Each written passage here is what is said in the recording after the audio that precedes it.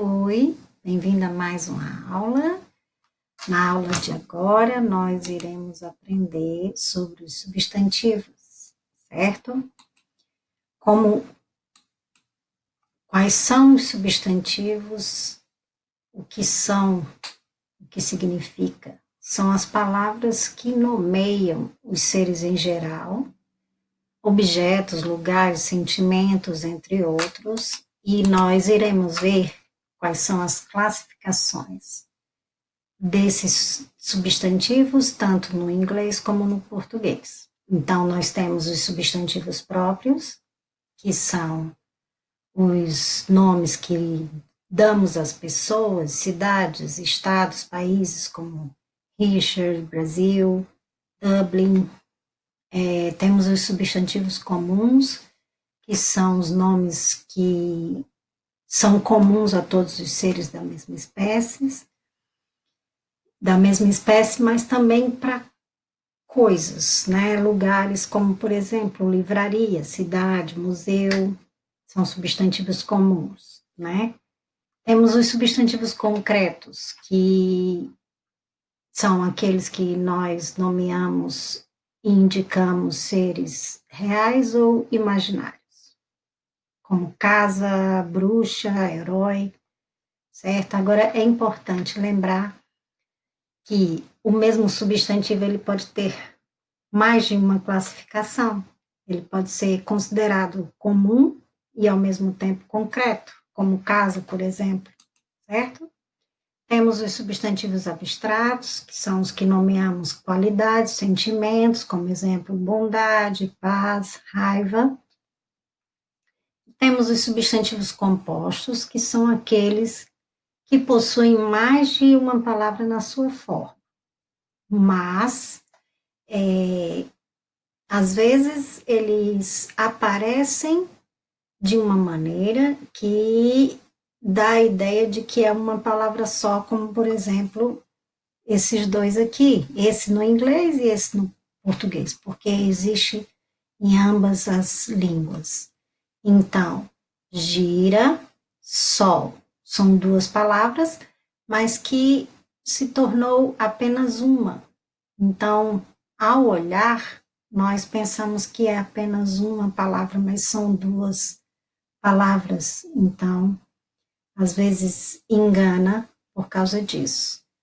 Então, girassol, futebol, couve-flor, no caso do português, nós percebemos mais facilmente que trata-se de um substantivo composto, né? Porque ele está usando o hífen para separar os dois substantivos, certo? Então, na maioria das vezes no português nós conseguimos identificá-lo porque eles estão escritos dessa forma. Então, temos os substantivos coletivos, que são aqueles que dão a ideia de multiplicidade da mesma espécie, certo? Então, são vários juntos. Ao invés de eu usar a palavra no plural, como, por exemplo, no português, né? Peixe está no singular e peixes no plural. Ao invés de eu usar a palavra peixes, ou muitos peixes, eu uso apenas a palavra cardume, que é um substantivo coletivo. Nós sabemos que cardume é uma palavra que substitui muitos peixes, certo? Então, a mesma coisa acontece com manada, matilha, são substantivos coletivos. O substantivo primitivo é aquele que dá origem a outra palavra, ou seja, o substantivo primitivo pedra, ele dá origem à palavra, por exemplo, pedreira ou pedreiro, ok? Então, o substantivo pedreira é um substantivo derivado do primitivo, né? Ele deriva da palavra pedra. Ele veio da palavra pedra, quer dizer isso. Temos os substantivos simples, que é aquele que é formado apenas por um radical, como flor, maçã, couve. Ok? E temos os substantivos contáveis e os incontáveis. Também no português, da mesma maneira, nós temos esses substantivos, mas não funcionam da mesma forma no português alguns momentos. Por exemplo, os substantivos contáveis são os que nós podemos contar e numerar. Isso quer dizer que nós podemos usar o artigo indefinido antes desses substantivos. Como, por exemplo, carro, eu posso dizer um carro, sem problema nenhum, porque ele é um substantivo contável tanto no português como no inglês.